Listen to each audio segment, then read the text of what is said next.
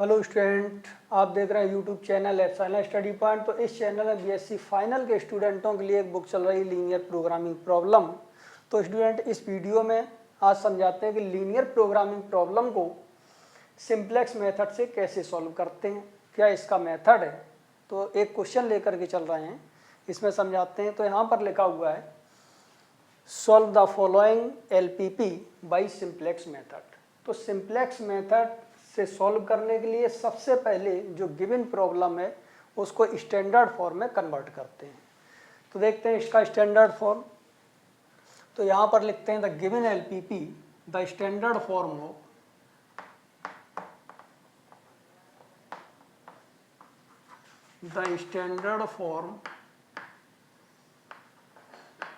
Of given LPP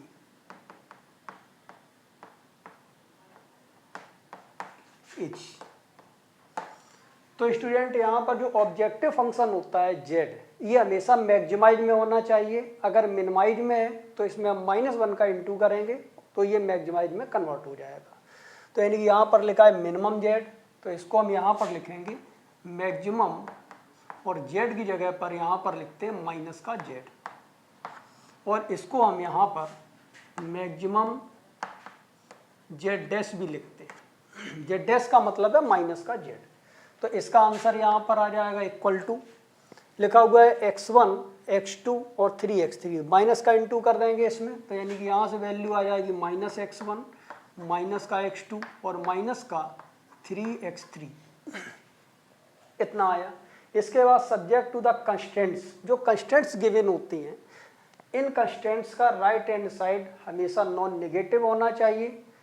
यहाँ पर देख रहे हैं दोनों नॉन नेगेटिव है, और अगर एक में भी नेगेटिव का साइन है तो उसमें -1 का इंटू करके पहले उसको हम पॉजिटिव करेंगे, और जब हम पॉजिटिव करेंगे अगर यहाँ पर -3 है तो हम टोटल माइनस का इंटू करेंगे तो ये +3 हो जाएगा, और इसमें ग्रेटर देन इक्वल टू का साइन लग जाएगा, इनइक्वलिटी चेंज हो जाएगी।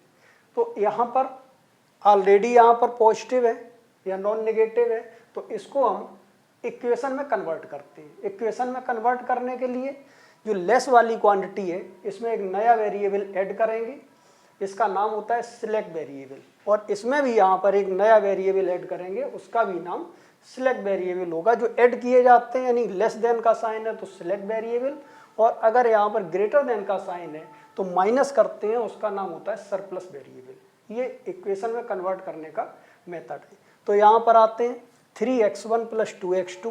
तो यानी कि यहाँ पर सब्जेक्ट टू द कंस्टेंट्स जो हैं वो यहाँ से बन जाएंगी 3x1 + 2x2 प्लस यहाँ पर लिखा हुआ है x3।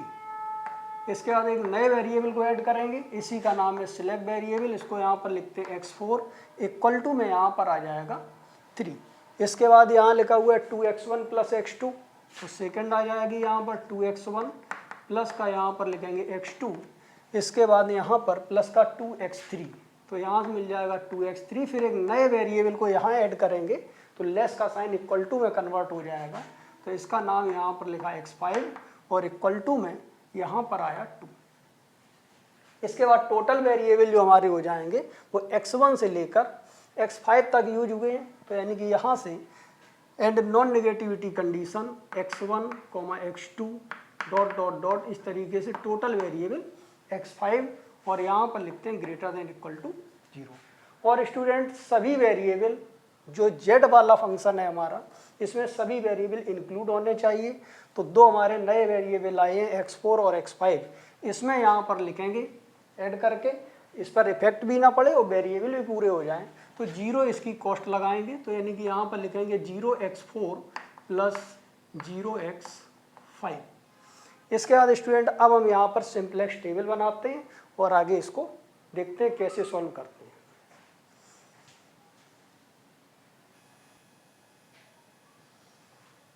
तो अब यहाँ पर सिंप्लेक्स टेबल बनाते हैं। सिंप्लेक्स टेबल यहाँ पर सबसे पहला जो टर्म रहता है उसको हम b लिखते हैं, फिर यहाँ पर cv के बाद यहाँ पर लिखते हैं xb के बाद यहाँ पर x1, फिर यहाँ पर लिखते हैं x2 के बाद x3, x4, x5, और इसके बाद xb के ऊपर यहाँ पर लिखते हैं cj और यहाँ पर लिखते हैं डेल्टा j।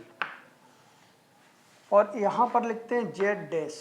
जेड डैश का मतलब होता है यहाँ पर सी वी इंटू एक्स बी। इसके बाद इस टेबल को देखते हैं। तो स्टूडेंट यहाँ पर जो राइट हैंड साइड में लिखा हुआ है 3,2, इसको हम एक्स बी में लिखते हैं, यानी कि यहाँ पर लिखते हैं 3 और यहाँ पर लिखते हैं 2। और सी जे सबसे पहले अगर भरना चाहें तो यहाँ पर देखते हैं सी जे, जो यहाँ पर मैक्सिमाइज जेड डैश दिया है, इसमें जो कॉस्ट होती है इसको लिखते हैं। तो x1 की जो कॉस्ट है इनटू में वो है -1, तो x1 में यहाँ पर लिखेंगे -1, x2 में -1, x3 में यहाँ से आ जाएगा -3, इसके बाद x4 कॉस्ट है 0 और x5 की कॉस्ट है 0। इसके बाद में राइट हैंड साइड यहाँ पर xb में यहाँ पर लिखा 3 और 2। इसके बाद यहाँ पर x1 का कोफिशिएंट है 3, तो यहाँ पर लिखते हैं 3, x2 का यहाँ पर लिखते हैं 2, इसके बाद x3 का 1, x4 का यहाँ पर 1 और x5 नहीं है तो इसका कोफिशिएंट 0 होगा। इसके बाद यहाँ पर देखते हैं सेकंड इक्वेशन में x1 का यहाँ पर 2, x2 का 1, x3 का यहाँ पर 2, x4 नहीं है तो 0 और x5 का कोफिशिएंट होगा 1। इसके बाद स्टूडेंट सी वी और बी यहाँ पर लिखा हुआ है, बी का मतलब बेसिस। जब इक्वेशन 2 होती हैं तो बेसिस जो हमारी होती है उस बेसिस को यहाँ लिखते हैं 1, 0 और 0, 1। जब 3 इक्वेशन होती हैं तो बेसिस बनती है यहाँ पर 1, 0, 0, 0, 1, 0, 0, 0, 1। तो 2 इक्वेशन है तो ये बेसिस बननी चाहिए। तो यहाँ पर जो बेसिस बनी हुई है 1, 0 और 0, 1। इस बेसिस में जो फर्स्ट प्लेस पर 1 है, यानी पहले नंबर पर 1 हो, इसके ऊपर जो वेरिएबल लिखा है उसका नाम है x4, तो ये बेसिस में फर्स्ट प्लेस पर आएगा। और सेकंड में जो 1 लिखा हुआ है वो सेकंड प्लेस पर आएगा। तो सेकंड में यहाँ पर लिखा हुआ है 1, यहाँ 1, 0, यहाँ 0, 1, तो इसके ऊपर जो वेरिएबल है ये है x5, तो इसको यहाँ पर लिखते हैं x5। इसके बाद स्टूडेंट यहाँ पर CB मतलब बेसिस की कॉस्ट ऊपर लिखी हुई है यहाँ पर, तो बेसिस है x4 और x5, तो x4 के ऊपर कॉस्ट 0 है, x5 भी 0 है, तो यानी कि यहाँ पर भी 0 आएगा और यहाँ पर भी 0 आएगा। अब स्टूडेंट यहाँ पर देखते हैं z dash c we into x v, ये सी बी है ये एक्स बी है, इसका इसमें इंटू करके ऐड करेंगे जो आंसर आएगा, यानी कि 0 इंटू 3, तो 0 इंटू 3 करेंगे, फिर प्लस लगाएंगे 0 इंटू 2, 0 इंटू 2, और इसको सॉल्व करेंगे, जो आंसर आएगा उस आंसर को यहाँ पर नोट करेंगे। अब स्टूडेंट यहाँ पर देखते हैं जो बेसिस में जो टर्म होते हैं x4 और x5, इनका हमेशा डेल्टा जे 0 ही आएगा। अभी हम चेक भी करेंगे या हम डायरेक्ट भी लिख सकते हैं, इसका आंसर 0 आता है। इसके बाद अब डेल्टा जे निकाल रहे हैं, तो x1 के लिए डेल्टा जे, x2 के लिए और x3 के लिए। तो डेल्टा जे का जो फार्मूला है वो यहाँ पर लिखते हैं, यानी कि डेल्टा जे इक्वल टू होता है डेल्टा जे इक्वल टू होता है C J minus C we into X J. यानी कि अगर यहाँ पर हम डेल्टा 1 निकालेंगे तो डेल्टा 1 का मतलब यहाँ पर होगा C1 minus C we into x1, यानी कि यहाँ पर x1 के लिए निकालते हैं डेल्टा 1, तो यहाँ पर जो लिखा हुआ है वो C1 है, तो C1 का आंसर -1, फिर माइनस लिखा CV इंटू x1, यानी कि CV ये है, x1 में इंटू करके ऐड कर दें तो 0 इंटू 3, तो यानी कि यहाँ पर आ जाएगा 0 इंटू 3 प्लस, फिर यहाँ पर लिखते हैं 0 इंटू 2, तो यानी कि यहाँ पर आ जाएगा 0 इंटू 2, और इसको सॉल्व करते हैं -1 माइनस 0, तो आंसर मिलता है यहाँ पर -1, तो ये आ जाएगा -1। तो स्टूडेंट इसी तरीके से जब हम डेल्टा 2 निकालेंगे तो यहाँ से मिल जाएगा C2 minus C we into x2, तो C2 की जगह पर यहाँ पर लिखा हुआ है -1, तो यानी कि यहाँ से आ जाएगा -1, फिर माइनस लिखेंगे सी वी इंटू x2, 0 का 2 में इंटू करेंगे 0 आएगा, और 0 का 1 में इंटू करेंगे 0 आएगा, और 0 में 0 को ऐड करेंगे तो 0 सॉल्व करके देखेंगे तो -1 आएगा, तो यहाँ पर भी -1 आया। इसके बाद इसको देखते हैं, 0 का इंटू इसमें करें तो 0 आएगा, 0 का इसमें इंटू करें 0 आएगा, दोनों 0 को ऐड करेंगे 0 मिलेगा, और -3 से 0 को सब्ट्रैक्ट करेंगे तो यहाँ पर स्टूडेंट -3 आएगा, और इसका 0 आता है, हम चेक भी कर सकते हैं, यानी कि CV का इंटू इसमें करें तो 0, CV का इंटू इसमें करें तो 0, ऐड करने पर 0 आएगा, और इस 0 में से 0 को सब्ट्रैक्ट करेंगे तो 0 आएगा। इसी तरीके से जब हम इसका डेल्टा निकालते हैं तो 0 का 0 में इंटू 0 और 0 का 1 में इंटू करेंगे तो 0 आएगा, और 0 में 0 ऐड कर देंगे 0, और इस 0 में से उसको सब्ट्रैक्ट करेंगे तो 0 आएगा, यानी फार्मूला यही है। तो अब यहाँ पर आया ये डेल्टा जे। अब हम डिसाइड करते हैं कि टेबल का आंसर या सॉल्यूशन कैसे निकालते हैं। तो इसके लिए कुछ स्टेप हैं, उन स्टेपों को याद रखना है और उन्हीं स्टेप से मालूम चलेगा कि प्रॉब्लम कहाँ तक सॉल्व होगी। देखते हैं आगे। तो स्टूडेंट इसमें एक बात और समझ लें यहाँ पर कि जो हमारा सॉल्यूशन निकलेगा उसमें x1, x2 और x3 यानी 3 वेरिएबल हैं, तो केवल हमें x1, x2, x3 की वैल्यू निकालनी है और मिनिमम z निकालना है। क्योंकि अभी इसको हटा देंगे तो यहाँ से जानकारी कैसे करेंगे कि हमें क्या निकालना है। तो x1, x2, x3 निकालना है और यहाँ पर मिनिमम z की वैल्यू निकालनी है। अब यहाँ पर उस स्टेप को देखते हैं। तो स्टूडेंट अब यहाँ पर प्रॉब्लम में इसका सॉल्यूशन कैसा होगा ये डिपेंड करेगा डेल्टा पर। तो हम देखते हैं कि डेल्टा की वैल्यू पर ये कैसे डिपेंड है। तो हम डेल्टा देखते हैं, या तो डेल्टा पॉजिटिव होगा या डेल्टा नेगेटिव होगा। बेसिस वाले जो वेरिएबल हैं, यानी कि जो यहाँ पर बेसिस में x4, x5 जो वेरिएबल हैं, ये हम बेसिस बोलते हैं और इस वेरिएबल को बोलते हैं बेसिक वेरिएबल। इन बेसिक वेरिएबल के लिए डेल्टा की वैल्यू हमेशा 0 आएगी। इसके बाद ये जो वेक्टर बचे हुए हैं, वेरिएबल बचे हुए हैं x1, x2 और x3, इनका नाम है नॉन बेसिक वेरिएबल। इनका डेल्टा जो है इनके डेल्टा पर डिपेंड होगा कि इसका सॉल्यूशन कैसा होगा। तो सबसे पहले स्टेप नंबर फर्स्ट है, अगर ये डेल्टा जे सभी के सभी नेगेटिव है तो जो प्रॉब्लम का सॉल्यूशन होगा ऑप्टिमल बेसिक फीजिबल सॉल्यूशन, और इसका केवल यूनिक आंसर मिलेगा, यानी कि unique optimal basic feasible solution. Basic वाला 0 लेकिन नॉन बेसिक के सभी डेल्टा जे नेगेटिव आ जाए तो optimal unique basic feasible solution. ये इसका फर्स्ट पॉइंट है, अभी हम यहाँ पर पढ़ेंगे। इसके बाद दूसरी बात करते हैं, अगर यहाँ पर एक भी डेल्टा नॉन बेसिक वेरिएबल के लिए 0 आ गया, इनमें से कोई भी एक नंबर 0 आया, मान लिया ये 0 आ गया, तो फिर हम इस पूरे कॉलम को देखते हैं, इन नंबरों को देखते हैं। अगर ये नंबर यहाँ पर टोटल के टोटल पॉजिटिव है लेकिन इसका डेल्टा 0 है, तो जो सॉल्यूशन होगा वो अल्टरनेट मिलेगा। अल्टरनेट का मतलब है जब यहाँ पर 0 आ जाएगा, इसको 0 को इनकमिंग वेक्टर मान करके इस x1 को हम इंट्रोड्यूस कराएंगे इस बेसिस में, x4 की जगह पर या x5 की जगह पर इंट्रोड्यूस कराएंगे। आगे प्रॉब्लम में हम बताएंगे कि किस तरीके से इसको इंट्रोड्यूस कराना है। तो एक सॉल्यूशन तो यहाँ 0 रखा हुआ है, पहले ही आ जाएगा, और एक इंट्रोड्यूस कराने पर आ जाएगा। लेकिन इन दोनों सॉल्यूशन में एक बात कॉमन होगी कि जो यहाँ पर z होगा, ये जितना इस प्रॉब्लम में निकला है उतना ही इंट्रोड्यूस कराने के बाद निकलेगा, यानी कि z में कोई चेंज नहीं आएगा, लेकिन x1, x2, x3 की वैल्यू जो है वो बदल जाएगी। तो अल्टरनेट ऑप्टिमल सॉल्यूशन होगा। ऑप्टिमल का मतलब z जितना इसमें है उतना ही उसमें होगा, तो ऑप्टिमल सॉल्यूशन होगा, लेकिन अल्टरनेट दो आंसर मिलेंगे। इसके बाद करते हैं, ये स्टेप नंबर सेकंड की बात है, इसको भी अभी पढ़ते हैं।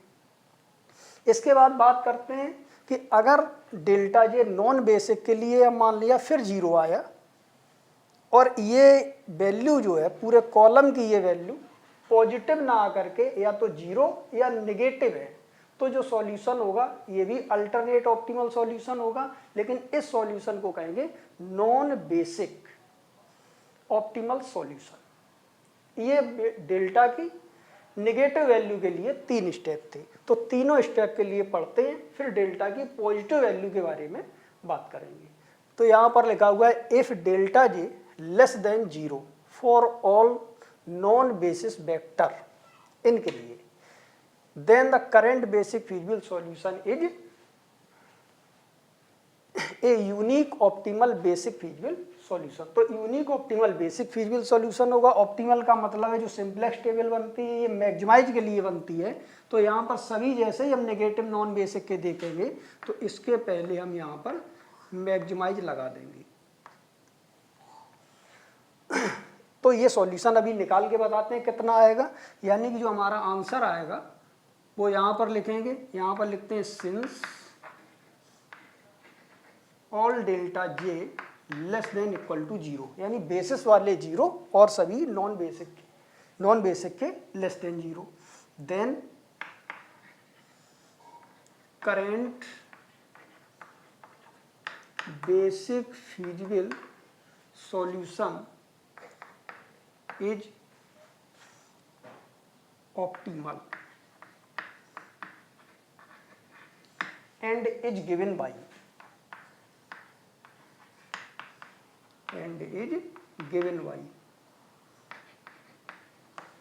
ऑप्टिमल होगा। और इसका जो आंसर होगा वो हमारी जो प्रॉब्लम गिवन थी उसमें मिनिमम गिवन था, तो यानी कि हम यहाँ पर निकालेंगे मिनिमम जेड इक्वल टू, और ये निकला है मैक्सिमम, तो इसमें माइनस का इंटू कर देंगे, तो यानी कि यहाँ लिखते हैं माइनस का मैक्सिमम जेड डैश, तो यानी कि यहाँ से जो आंसर आएगा माइनस और मैक्सिमम जेड डैश का आंसर 0, तो इस तरीके से ये वैल्यू 0 आ जाएगी।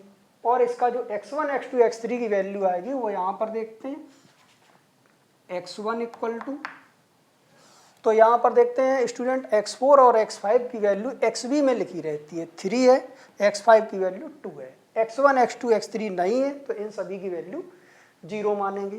तो यहाँ पर x1 equal to 0, x2 equal to 0 और x3 इक्वल टू 0, इस सॉल्यूशन को अभी हम यहाँ पर लिख देंगे। तो ये 3 पॉइंट हम पढ़ रहे हैं, पहला हमने पढ़ दिया, दूसरा है if at least 1 delta j equal to 0 for a non basic vector, इनमें से किसी एक के लिए अगर डेल्टा जे 0 है and at least 1 x i J greater than 0, यानी अगर ये 0 तो ये पूरा कॉलम देखते हैं इसमें कोई नेगेटिव ना हो, कम से कम एक पॉजिटिव हो फॉर दिस वेक्टर, इनमें से कम एक पॉजिटिव हो, दूसरा भले ही नेगेटिव या 0 बना रहा है लेकिन एक पॉजिटिव हो, then by introducing this vector into the basis, तो इसको हम बेसिस में इंट्रोड्यूस कराएंगे, इसका मेथड हम बताएंगे आगे, one can obtain alternative optimal basic feasible solution, तो अल्टरनेटिव बेसिक फीजिबल सॉल्यूशन होगा। तीसरी बात बताई थी, एक 0 कर दें नॉन बेसिक का और पूरा कॉलम अगर नेगेटिव या 0 है उसके लिए ये तीसरा पॉइंट है, if at least 1 delta j 0 for non basis vector and if all x i j less than equal to 0, यानी पूरा कॉलम नेगेटिव या 0, लेकिन ये डेल्टा जे 0 के लिए for this vector, then one can obtain an alternative non basic optimal solution, तो इसका नाम नॉन बेसिक ऑप्टिमल सॉल्यूशन होगा, जबकि इसमें होगा alternative optimal basic feasible solution. अब बात करते हैं डेल्टा की पॉजिटिव वैल्यू के लिए। तो स्टूडेंट यहाँ पर लिखा हुआ है अगर इनमें से इसका तो डेल्टा हमेशा 0 आएगा बेसिस वाले का, नॉन बेसिक के लिए अगर एक भी डेल्टा इसमें पॉजिटिव आया, मान लिया एक डेल्टा पॉजिटिव आ गया, मान लिया यही वाला आ गया, तो हम इस पूरे कॉलम को देखते हैं, ये अगर पूरा कॉलम का कॉलम यहाँ पर लिखा हुआ है पॉजिटिव, अगर पूरा कॉलम इसके लिए पॉजिटिव हो और डेल्टा जे ये भी पॉजिटिव हो, तो लिखा हुआ है if at least 1 delta J positive and corresponding to some X J for which, बात यहाँ पर पूरी लिखी हुई है, डेल्टा जे पॉजिटिव के लिए अगर ये पॉजिटिव है और ये पूरा कॉलम, इसकी बात करते हैं less than equal to 0, negative हो या फिर 0, पॉजिटिव के लिए यानी डेल्टा जे पॉजिटिव, ये पूरा कॉलम नेगेटिव, तो प्रॉब्लम का जो सॉल्यूशन होगा वो अनबाउंडेड होगा। तो यहाँ पर लिखा हुआ है then the given LPP has unbounded solution. Unbounded solution का मतलब है कि जेड की वैल्यू हमेशा बढ़ती रहेगी, टेबल पे टेबल आगे बनती रहेंगी और जेड की वैल्यू एंड नहीं होगी, तो इसका नाम होगा अनबाउंडेड सॉल्यूशन। अब एक डेल्टा की पॉजिटिव वैल्यू के लिए फिर बात यहाँ पर करते हैं, तो यहाँ लिखा है ये सबसे पहली टेबल बनाएंगे उसी में मिलेगी बात, लिखा हुआ है if in the starting simplex table all the elements of some column vector, यानी कि ये जो कॉलम वेक्टर लिखे हुए हैं इनकी बात कर रहे हैं, are less than equal to 0, अगर इनमें से पूरा कॉलम का कॉलम जेड से मतलब नहीं है, पूरा कॉलम, यहाँ पर सेकेंड स्टेप में यानी फोर्थ पॉइंट में डेल्टा पॉजिटिव के लिए पूरा नेगेटिव, और इस पॉइंट में कोई मतलब नहीं है डेल्टा से, पूरा कॉलम डेल्टा पॉजिटिव हो या नेगेटिव उससे नहीं मतलब है, पूरा कॉलम का column less than equal to 0 है, तो हम कहेंगे अनबाउंडेड फीजिबल रीजन। तो यहाँ पर लिखा हुआ है लेस देन और equal to 0, then the given LPP has unbounded feasible region, और यहाँ पर अनबाउंडेड फीजिबल सॉल्यूशन है। तो स्टूडेंट अनबाउंडेड फीजिबल रीजन और अनबाउंडेड फीजिबल सॉल्यूशन में क्या डिफरेंस है वो आगे वीडियो में बताएंगे। इसके बाद एक नई बात ये अपनी तरफ से बता रहे हैं कि अगर डेल्टा जे निकालें और एक से ज़्यादा डेल्टा पॉजिटिव आ जाएं तो हम एक डेल्टा जे को इनकमिंग वेक्टर मानते हैं, और कैसे मानते हैं ये आगे प्रॉब्लम में आएगा, और प्रॉब्लम आगे की ओर चलेगी। प्रॉब्लम रुक तब जाएगी जब डेल्टा जे सारे के सारे निगेटिव हो जाएंगे, तो फिर आंसर यहीं का यहीं मिल जाएगा, वो यहाँ पर ये था। तो इसमें इस फर्स्ट स्टेप को लगाया है, सभी delta J less than equal to 0 current basic feasible solution has unique optimal basic feasible solution, और इसका सॉल्यूशन होगा मिनिमम जेड निकालना था तो इसमें माइनस लगा देंगे तो यहाँ 0 आ जाएगा, और x1 x2 x3 की वैल्यू इस बेसिस में देखते हैं, अगर x1 है तो इसकी वैल्यू यहाँ पर लिखी होगी, नहीं है तो 0 होगा। इसी तरीके से x2 x3 देखेंगे तो एक भी नहीं है तो x1 x2 x3 equal to 0 होगा। इसको आगे लिखते हैं। तो स्टूडेंट यहाँ पर ये सॉल्यूशन दिख नहीं रहा था तो यहाँ पर लिख दिया है all delta is less than equal to 0 therefore current basic feasible solution is optimal and is given by. तो यहाँ पर जो सिंपलेक्स टेबल बनती है उसमें हमेशा मैक्सिमाइज जेड निकाला जाता है, तो मैक्सिमाइज जेड डैश की वैल्यू आ जाएगी 0, और x1 x2 x3 इस बेसिस में नहीं है, अगर बेसिस में होते तो उसकी वैल्यू xb में लिखी रहती है, तो x1 भी नहीं है, x2 भी नहीं है, x3 भी नहीं है, तो इसलिए x1 x2 x3 की वैल्यू 0 होगी।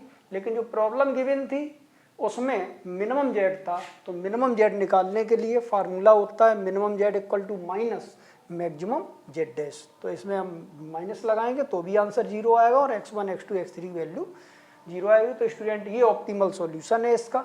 तो अगले वीडियो में आते एक नई प्रॉब्लम के साथ, तो सभी स्टूडेंट इस वीडियो को लाइक कर दें, शेयर कर दें और सब्सक्राइब कर दें, ताकि हमारे आने वाले हर वीडियो की नोटिफिकेशन सभी स्टूडेंटों को मिल सके। That's all.